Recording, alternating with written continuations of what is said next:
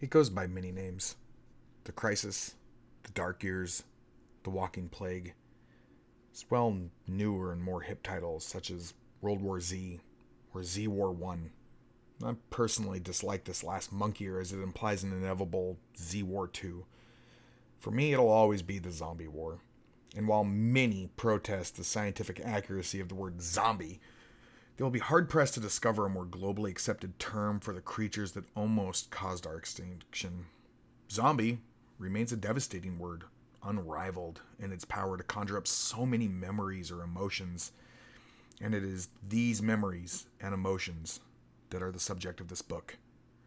The recording of the greatest conflict in human history owes its genesis to a much smaller, much more personal conflict between me and the chairperson of the United Nations Post-War Commission report. My initial work for the commission could be described as nothing short of a labor of love. My travel stipend, my security access, my battery of translators, both human and electronic, as well as my small but nearly priceless voice-activated transcription PAL, which is the greatest gift the world's slowest typist could have ever asked for. All of it spoke to the value of my work and what I was afforded on this project. So, needless to say, it came as a shock when I found almost half of the work deleted from the report's final edition. It's all too intimate, said the chairperson during one of our many animated discussions. Too many opinions, too many feelings. That's not what the world is about. We need clear facts and figures, unclouded by the human factor. Of course. She was right. The official report was a collection of cold, hard data, an objective after-action report that would allow future generations to study the events of the apocalyptic decade without having to be influenced by the human factor. But isn't the human factor what connects us so deeply to our past? Will future generations care as much for chronologies and casualty statistics as they would for the personal accounts of individuals not so different from themselves? By excluding the human factor, aren't we risking the kind of personal detachment from a history that many, heaven forbid, lead us to repeat it? And in the end, isn't the human factor the only true difference between us and the enemy we're now referring to as the living dead? I presented this argument, perhaps less professionally than was appropriate, to my boss, who, after my final exclamation of, "We can't let these stories die," responded immediately with, "Then don't. Write a book. You've still got your notes, and the legal freedom to use them. Who's stopping you from keeping these stories alive in the pages of your own fucking book?"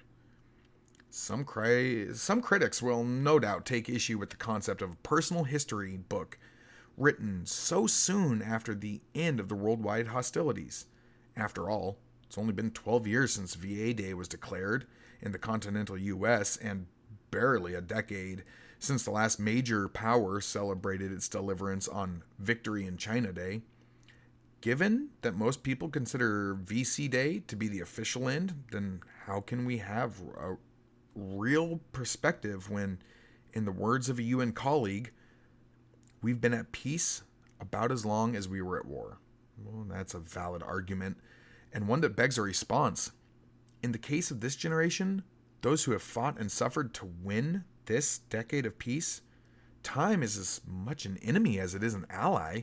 Yes, the coming years will provide hindsight, adding greater wisdom to memories seen throughout the light of a matured, post-war world. But many of those memories may no longer exist, trapped in bodies and spirits too damaged or too infirmed to see the fruits of their victory harvested.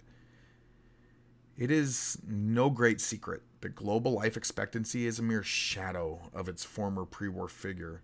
Malnutrition, pollution, the rise of previously eradicated ailments, even in the United States, with its great resurgent economy and universal health care, are the present reality.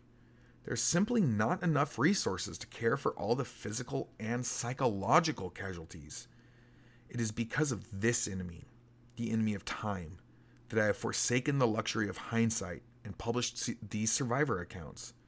Perhaps decades from now, someone will take up the task of recording these collective recollections for the much older, much wiser survivors. Perhaps I might even be one of them. Although this is primarily a book of memories, it includes many of the details, technological, social, economic, and so on, found in the original commission report, as they are related to the stories of those voices featured in the pages. This is their book, not mine, and I've tried to maintain as invisible presence as possible. Those questions included in the text they're only there to illustrate what might have been posed by the readers. I have attempted to reserve judgment or commentary of any kind, and if there's a human factor that should be removed, let it be my own.